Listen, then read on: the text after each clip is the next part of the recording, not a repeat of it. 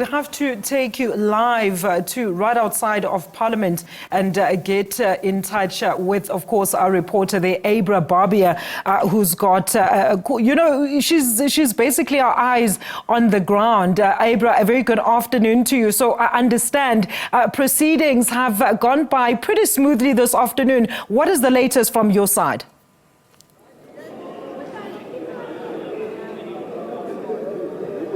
Hi, good afternoon. For some reason, the sound's cutting out quite a bit, so I'm not sure if I heard you correctly. So let me just get straight into the interview with Sanusha Naidoo, academic and analyst.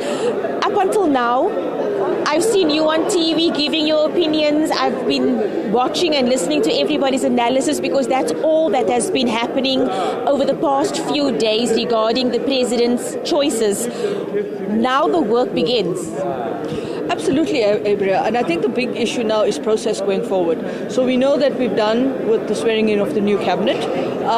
You now have to start thinking, as this is happening, there's a concurrent set of processes happening. Parliament still has to go in, and the induction of the new MPs are happening, including the returning MPs. The chairs of the House, the chairpersons, that motion has to carry, and that's quite a big motion because you got three chairs, and the one that is the House Chair of Chairs is something that helps with the Speaker and the Deputy Speaker. The Commission, the portfolio committees have to elect chairs of that. At the same time, the Cabinet Lekgotla has to happen next week. At the same time, what we're having in terms of process is that the DGs and handover exit notes or handover notes are taking place with the new ministers and DMs that are coming in with their DG. So the bureaucracy doesn't stop here because we just got a government of national unity. As I keep emphasizing, the real question is now, how do they find that ability to coalesce as a new cabinet? The first sitting of the Cabinet Lekgotla next week will be a very important one because this will be the first kind of a collective cabinet where all of the new ministers, returning ministers, the new DMs, the portfolios that have two DMs as well, will essentially get first sight of each other.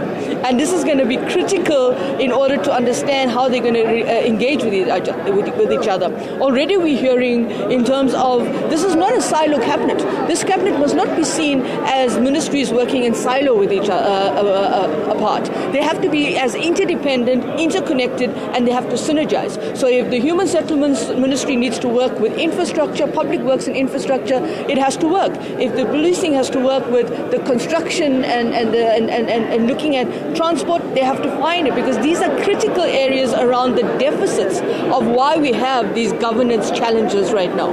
I've got so many questions to ask you. You were speaking about them sitting down and actually working out how they are going to find each other as various political parties. The mood seemed very light inside. Lots of jokes were going about. It was quite light-hearted. I mean, Gayton McKenzie, you heard everything that he had to say.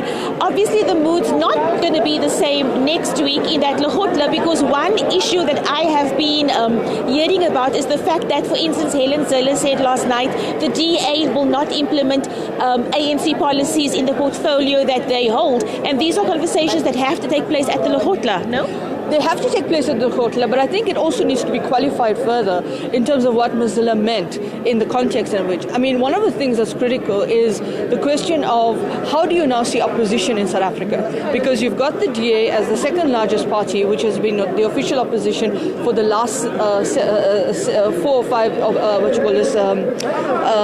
administrations, who now is in government. And once you're in government, the question is, how do you define, how do you reconcile being in government, but at the same time saying we're not going to pass certain policies? So your accountability in the portfolio committee is going to be very important to understand how you're going to hold your own party that's in a GNU accountable. It's not just about the ANC. It's also about the fact that the portfolios are very much a diversity of different political parties. And I think this is why it's important to understand what are the processes going forward. How do you go to this Cabinet Lekgotla? What will be the kind of first feel of this collective? Yes, the mood was lighthearted. The president was basically redressing a few people on stage because they didn't look the thing. But I think that's just the optics of it now.